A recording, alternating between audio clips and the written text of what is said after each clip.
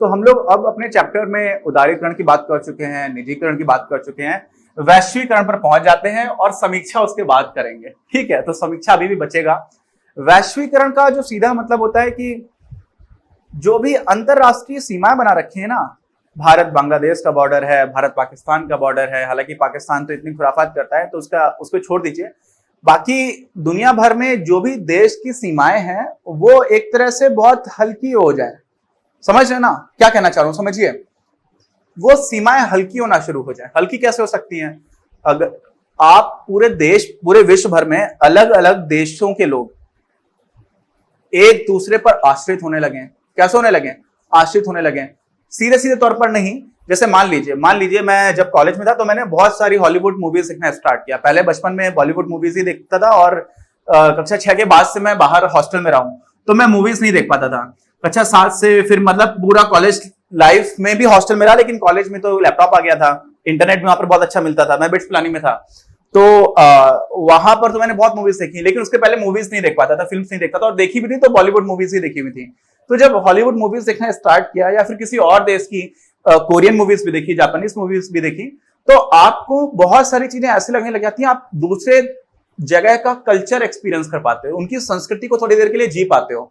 तो क्योंकि फिर आपको समझ में आने लगता है कि सारे इंसान ही बहुत सारे मायनों में एक जैसे ही हैं, वो भी उसी बात पर दुखी हो रहे हैं जिस पर आप दुखी हो रहे हो, उनको भी उसी बात से डर लग रहा है जिससे आपको डर लग रहा है। तो उस सेंस में, और हमारी संस्कृति में तो पहले भी कहा जाता है वसुधैव कुटुंबकम, तो पूरी दुनिया को एक परिवार, या पूरी दुनिया में जो बाउंड्रीज बना रखी ना, वो एक ऐड आता था कि ये दीवार तोड़ दो। दो भाई होते हैं, बहुत प्यार करते हैं, अंबुजा सीमेंट का आता है, लेकिन वो दीवार टूटती नहीं है क्योंकि वो अंबुजा सीमेंट से बनी होती है।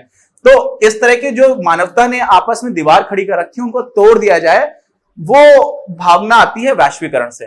तो बोलने में बड़ा आसान है, लेकिन बहुत सारी अलग अलग तरह की प्रक्रियाओं का जोड़ करके वैश्वीकरण का प्रारंभ हो पाया है, और वैश्वीकरण हुआ भी है, बहुत सारे मायनों में हुआ है। आज लॉकडाउन चल रहा है, अगर वैश्वीकरण नहीं हुआ होता तो कोरोना वायरस वुहान में जन्म लेता, जन्म तो खैर नहीं लिया, पहले से था, लेकिन वहीं ट्रांसमिट होता और वुहान का वुहान में खत्म हो जाता। बहुत ज्यादा होता तो चीन भर में रहता, पूरी दुनिया में नहीं फैलता। तो वैश्वीकरण के नेगेटिव कॉन्सिक्वेंसेस भी हैं, उसके नकारात्मक परिणाम भी निकल करके आ रहे हैं, लेकिन सकारात्मक भी बहुत सारे परिणाम हैं। सकारात्मक परिणाम कैसे हैं? अगर सकारात्मक परिणाम नहीं होते तो वैश्वीकरण की वजह से देखिए बहुत सारी चीजें ऐसी हैं, बहुत सारी ऐसी तकनीकी है जो हमारे देश में आई, जो हमारे यहाँ पर उतनी अच्छे से डेवलप नहीं हो पाई थी, तो हमने बाहर ही लोगों के बहुत सारी चीजों से सीखा। यहाँ तक कि बहुत सारी हमारी इंडस्ट्रीज है, स्मार्टफोन है, अगर आप ये वीडियो किसी स्मार्टफोन पर देख रहे हैं तो वो भी डायरेक्ट इनोवेशन, इंडियन इनोवेशन पूरी तरह से नहीं था, है ना। कुछ इंडियंस ने उसमें कंट्रीब्यूट डेफिनेटली किया, और वो भी क्यों किया? क्योंकि भारतीय बाहर जाकर के उन्हीं कंपनीज में काम कर रहे थे। आज तो दुनिया भर की जो बहुत अच्छी कंपनीज है, माइक्रोसॉफ्ट है, गूगल है, उनके चीफ एग्जीक्यूटिव ऑफिसर्स अपनी इंडियंस ही हैं, सुंदर पिचई हैं, सत्या नडेला साहब हैं। और सत्या नडेला साहब का जीवन जो है बहुत संघर्षपूर्ण है, मुझे नहीं पता था उनके बारे में, लेकिन कभी आप देखिएगा बहुत ही ज्यादा इंस्पिरेशनल जीवन है उनका, तो कभी मौका मिले तो देखिएगा। तो अभी मैं बताने की कोशिश कर रहा हूं वैश्वीकरण आपको। वैश्वीकरण में क्या रहा है, कैसे हो रहा है वैश्वीकरण? तो आर्थिक सीमाएं होती हैं। आर्थिक सीमा का मतलब क्या होता है कि हमारे यहां पर रुपए चल रहा है, अमेरिका में चल रहा है डॉलर, है ना। तो वो आर्थिक सीमाओं को आप लांग करके आगे जा पाओ, मैं रुपए का ही ट्रांजैक्शन ना करूं, मैं डॉलर्स में भी कर पाऊं, है ना। तो वो चीजें होना स्टार्ट हो गई। आर्थिक के बाद सामाजिक, हमारे यहाँ पर कुछ और होता है, हमारे समाज में सामाजिक मान्यताएं अलग हैं। किसी ऐसी जगह से मैं बातचीत करूं जहां पर सामाजिक मान्यताएं किसी और तरह की हो, है ना। हमारे यहाँ दाह संस्कार हो रहा है, उनके यहाँ जनाजा निकाला जा रहा है, इनके यहाँ कुछ और हो रहा है, इनके यहाँ शादी विवाह अलग तरह से हो रही है। बहुत सारी अलग अलग तरह की सांस्कृतिक जो सीमाएं हैं वो दूर हों। और भौगोलिक सीमाएं तो निश्चित तौर पर, भौगोलिक सीमा का मतलब क्या हुआ? जहां पर हमारे देश का मानचित्र है, जहां पर हमारे देश की सीमा खत्म है, उसके बाहर भी हम उन लोगों से ट्रांजेक्शन कर पाए, लेन देन कर पाए, बातचीत कर पाए, इसको हम लोग बोलते हैं वैश्वीकरण। तो इसका फायदा क्या क्या हुआ? देखिए, एक तो बहुत ही बड़ा जो फायदा है जो भारत को हुआ है, और जो सुधार हुए तो 1991 में, उसके बाद से हुआ है, उसको हम लोग बोलते हैं क्या है? आउटसोर्सिंग। क्या बोलते हैं? आउटसोर्सिंग। और उसको हिंदी में क्या बोलते हैं? उसको हिंदी में बोलते हैं बाह्य प्रापण। क्या बोलते हैं? बाह्य प्रापण। और ये इतना कठिन नाम है, ये मुझे नहीं पता था। अभी मुझे जब मैंने पहली बार किताब पढ़ी, क्योंकि इकोनॉमिक्स मैंने इंग्लिश में पढ़ा हुआ है, तो और सारे लोग ये टर्म तो अखबारों में भी नहीं निकलता है, जो हिंदी के अखबार आते हैं ना उसमें भी ये नहीं निकलता, बहुत कठिन हिंदी हो जाती है। इसका नाम है बाह्य प्रापण। लेकिन हाँ, इसका फायदा मैंने उठाया है कॉलेज में रहते हुए, है ना। क्या होता है इसका मतलब? बाह्य प्रापण का मतलब होता है आउटसोर्सिंग। आउटसोर्सिंग का मतलब क्या होता है? जैसे मान लीजिए अमेरिका की कोई कंपनी थी, उसको बहुत सारी तरह की और चीजों की जरूरत है। मान लीजिए वो कंपनी कुछ भी बना रही है, कोई भी चीज बना रही है और उसको बनाने में अकाउंटिंग की जरूरत है। अकाउंटिंग मतलब लेखांकन, ठीक। ऐसे ही हो सकता है उसमें उस कंपनी को अपना एक एडवर्टाइज करने के लिए, विज्ञापन देने के लिए उसको एक विज्ञापन बनवाना है, तो उसके लिए उसको वीडियो एडिट करवाना होगा, तो वीडियो एडिटिंग की जरूरत पड़ गई, है ना। किसकी जरूरत पड़ गई? वीडियो एडिटिंग की। वीडियो एडिटिंग समझते हैं? जैसे अभी आप मेरा वीडियो देख रहे हैं, तो ये जिस तरह से मैंने रिकॉर्ड किया था पूरा उस तरह से नहीं आता, इसमें थोड़ी बहुत फोटोज भी आती हैं, कहीं पर मेरी आवाज गड़बड़ हुई होगी उसको ठीक किया गया। तो ये सारा जो काम है वो वीडियो एडिटिंग का काम है। तो इस तरह के बहुत सारे काम होते थे जो किसी कंपनी को, अमेरिका की कोई कंपनी, उसको ये सारे काम करवाने पड़ते थे। तो कहां से करवाएगी वो? जो अमेरिका की कंपनी उन्हीं से करवाएगी। लेकिन कंपनी का उद्देश्य तो है पैसा कमाना, प्रॉफिट कमाना। और अगर उसको ये पता चल जाए कि यार ये काम तो भारत में रहने वाले लोग मुझसे वो भी कर सकते हैं और उनको मुझे बहुत कम पैसा देना पड़ेगा। क्यों? क्योंकि एक तो भारत की जो करेंसी है, जो मुद्रा है, वो बहुत कमजोर है। वहां का जो $1 है वो मान लीजिए अभी 70 रुपए से भी ऊपर चल रहा है, लेकिन 70 रुपए भी मान लीजिए। तो अगर वो $1 खर्च कर रहे हैं तो हमें तो 70 रुपए मिल जा रहे हैं। तो एक तो उनको ये दिख रहा है कि उनकी करेंसी बहुत वीक है। दूसरी, अमेरिका जैसे देशों में क्या है ना, दो तरह की चीजें होती है। किसी एक अर्थव्यवस्था में एक जगह पर लेबर बहुत होता है, श्रम बहुत मौजूद होता है। दूसरी चीज होती है पूंजी। तो पूंजी में क्या हो जाता है, आपकी मशीन्स भी आ जाती हैं। तो भारत अभी एक ऐसी अर्थव्यवस्था है जहां पर श्रम बहुत है, बहुत सारे लोग हैं जो आपको मिल जाएंगे। इंजीनियर्स बहुत बनने लगा हमारे देश में, हालांकि उनकी क्वालिटी को लेकर के बहुत सारी नकारात्मक खबरें भी आती रहती हैं। लेकिन कई लोग हैं जिनको इंग्लिश भी आती है, इंग्लिश बोलना जानते हैं, इंग्लिश में बात करना जानते हैं, और साथ में उनके पास वो स्किल भी है, वो कौशल भी है।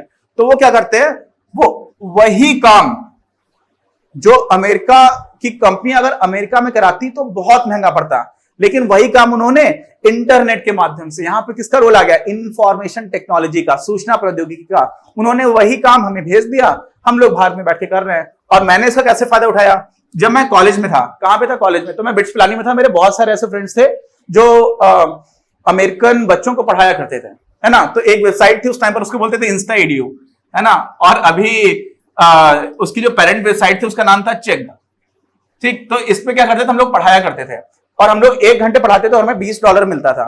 तो उस समय 60 रुपए के आसपास रेट चलता था, तो करीब 1200 रुपए 1 घंटे में मिल जाते थे। तो हम लोग के लिए तो बहुत अच्छी बात थी। कभी कॉलेज में कहीं घूमने जाना है या कहीं कुछ करना है, पैसे नहीं है, तो हम लोग इस पर पढ़ाना स्टार्ट करते थे। सारे लोगों का अकाउंट नहीं बन जाता है, उसमें आपको थोड़ा अकाउंट पहले बनाना पड़ता है, लेकिन आज भी बहुत सारे लोग जो इस तरह का काम कर रहे हैं। और मैं आप लोगों को बोलता हूं कि बहुत सारी अपॉर्चुनिटीज हैं। देखिए, अगर आप पढ़ाई अच्छे से करेंगे ना, तो आप भी बहुत आसानी से, सोचिए 1200 रुपए अगर आपको 1 घंटे में मिल रहा है, और मान लीजिए आप दिन भर बैठे 4-5 घंटे, आपको उसमें 2 घंटे का काम मिल जाता है। कितने का? 2 घंटे का।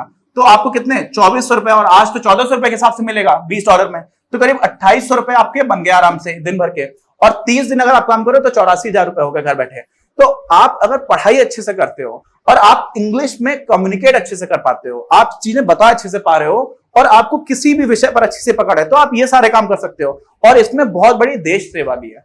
देश सेवा कैसे है?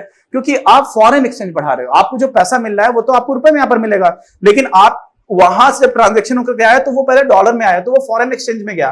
तो आपका जो देश का विदेशी मुद्रा कोष है ना, जिसको हम लोग बोलते हैं फॉरेन एक्सचेंज रिजर्व, वो भी बढ़ रहा है। और आप एक्सपोर्ट कर रहे हो सर्विस, आप बाहर से पैसा लेकर के आ रहे हो। अगर मान लीजिए मैं ट्यूशन पढ़ाने लगा देश में, तो मैं तो किसी दूसरे इंसान जिसको ट्यूशन में पैसे मिलते, उसके पैसे मैं खा ले रहा हूं। आप समझे, देश के अंदर ही अगर मैं कुछ ऐसा करने लग गया तो वहां पर भी डायरेक्टली ऐसा नहीं होता है, लेकिन मान लीजिए मैं किसी अपने ही देशवासी से पैसे छीन रहा हूं, ऐसा भी सोचा जा सकता है। हालांकि वो पूरी तरह से ठीक नहीं है, बट अभी क्या है, अगर आप बाहर से लेकर के आ रहे हो तो आप बाहर से पैसे लेकर के आए, तो ऐसे समझिए कि आपके घर में ही आपस में आप लोग एक दूसरे से पैसे कमा ले रहे थे, अभी बाहर से पैसे आ गए तो पूरे घर की स्थिति और अच्छी होगी। इसलिए ये बहुत अच्छी अपॉर्चुनिटी है, बहुत अच्छा अवसर है। मैं आपको बता रहा हूं कि अगर आप अपनी इंग्लिश थोड़ी अच्छी कर लेते हो, किसी भी विषय को अच्छे से समझ लेते हो, तो बहुत सारी ऐसी अपॉर्चुनिटीज जहां पर आप बहुत पैसे कमा सकते हो। और हम लोग इस पर इतना समय नहीं देते थे, इतना समय रहता भी नहीं था कॉलेज में, लेकिन जब जरूरत पड़े तो आप कमा लो, है ना। और अभी मेरा उद्देश्य ये है, मैं ये सारे वीडियोस क्यों बना रहा हूं, क्योंकि मुझे कॉलेज में ही करते करते समझ में आया कि उस टाइम पर मैं किसी एक फॉरेनर बच्चे को पढ़ा रहा होता था। आज मेरा उद्देश्य है, मेरे साथ जितने भी लोग काम कर रहे हैं, हमारी पूरी टीम का उद्देश्य है कि हम भारत में अपने ही लोगों को, सारे लोगों को गुणवत्तापूर्ण शिक्षा दे पाए और सारे लोगों का एक शैक्षिक विकास भी हो। और सारे लोगों का जब शैक्षिक विकास हो रहा होता है ना, तो पूरे देश का विकास होता है। वो हमारा उद्देश्य है। हम लोग बहुत छोटे हैं इस काम के लिए, बहुत ही बड़ा काम हम लोगों ने उठा लिया है, लेकिन आप लोगों के सहयोग से, आप लोग इस तरह के वीडियोस को और सर्कुलेट करेंगे, हमारे चैनल को सब्सक्राइब करेंगे, तो उस सबसे हमारा बेनिफिट होगा। और हम लोग अपने अपने जीवन में, जहां पर हमें सीधा पैसा मिल सकता था, मैंने आपको ये तो उदाहरण दिया, तो बहुत छोटी सी चीज है, इस तरह के बहुत सारे काम छोड़ करके ये काम कर रहे हैं, क्योंकि ये काम करने में हमें सुकून भी है, ये काम करने की हमारी इच्छा भी है। और हम लोग चाहते हैं कि हमारा देश बहुत ही तेजी से प्रगति करे, और वो तब तक नहीं कर सकता जब तक हमारे देश में स्वास्थ्य और शिक्षा अच्छी नहीं हो सकती। तो अभी वापस आ जाते हैं लौट करके वैश्वीकरण पर। तो ये जो दूसरी चीज थी, क्या था? बाह्य प्रापण, मतलब आउटसोर्सिंग। और आउटसोर्सिंग क्या, इंडिया के लोगों ने कैसे कैसे फायदा उठाया। अकाउंटिंग में करते हैं, वीडियो एडिटिंग करते हैं, मेरी ही टीम में कुछ लोग हैं जो वीडियो एडिटिंग करते हैं, और कुछ विदेशी है जो उनको अपने वीडियोस भेजा करते हैं, तो वो लोग डॉलर में पैसे कमाते हैं। तो डॉलर में पैसे कमाने का फायदा क्या हो जाता है कि एक तो हमारी करेंसी वीक है, हमारी मुद्रा की वैल्यू बहुत कम है, तो हमें ज्यादा पैसे मिल जाते हैं, हमारे भी फायदा और पूरे देश का फायदा, क्योंकि आपने वो पैसे कमाए, फिर आप देश के अंदर ही तो खर्च करोगे। अगर मान लीजिए मैंने पैसे कमा करके शर्ट खरीदी, तो मैं किसी भारत के दुकानदार को पैसे दे रहा हूं, तो उसका भी फायदा हो रहा है। तो पूरी अर्थव्यवस्था का फायदा है। इसलिए ये सारी चीजें करो और पढ़ोगे अच्छे से, तभी हो पाएगा ये सब, है ना। अभी क्या हुआ, वैश्वीकरण में हम लोगों ने बाह्य प्रापण जो है वो एक परिणाम है किसका? वैश्वीकरण का, जो हमारे फेवर में गया। आप एक और चीज समझिए, आज इंडिया में गली गली में कॉल सेंटर्स खुले हुए हैं। क्या खुले हुए हैं? Call centres. कॉल सेंटर होता क्या है? कॉल सेंटर को बीपीओ भी बोलते हैं, ठीक है। कॉल सेंटर में ऐसा होता है, मान लीजिए मेरी एक कंपनी है, अमेरिकन कंपनी है, और मैंने अपना सामान बहुत सारे लोगों को बेच दिया। अब उन कस्टमर्स को मेरे सामान को लेकर के शिकायत है। क्या है? शिकायत। तो वो मुझे शिकायत कर रहे हैं। अब मैं अगर अमेरिका में हूं और एक अमेरिकन हूं, तो मुझे अपनी कंपनी को चलाने के लिए उन कस्टमर्स की शिकायत सुनना भी पड़ेगा। और मैं किसी अमेरिकन को हायर करता हूं कि यार तुम बात करो, तो अमेरिकन मुझे बहुत कॉस्टली पड़ता है, बहुत महंगा पड़ता है। तो मैंने पूरी की पूरी अपनी कंपनी के सारे प्रोडक्ट्स के लिए जो भी बातचीत करनी है इंडियंस को दे दी। तो बैंगलोर में तो आपको बहुत सारे क्या मिल जाएंगे? कॉल सेंटर्स मिल जाएंगे। वो लोग बैठते हैं, इंग्लिश में बात करते हैं, और वो सारे के सारे कॉल सेंटर्स कहां पर हैं? इंडिया में। तो हमें आउटसोर्सिंग के तौर पर बहुत अच्छा फायदा हुआ। किसका? किसका फायदा हुआ? वैश्वीकरण का। तो वैश्वीकरण का क्या सारे फायदे हुए? बहुत सारे फायदे हुए, कुछ नुकसान भी है, वो भी हम लोग डिस्कस करेंगे।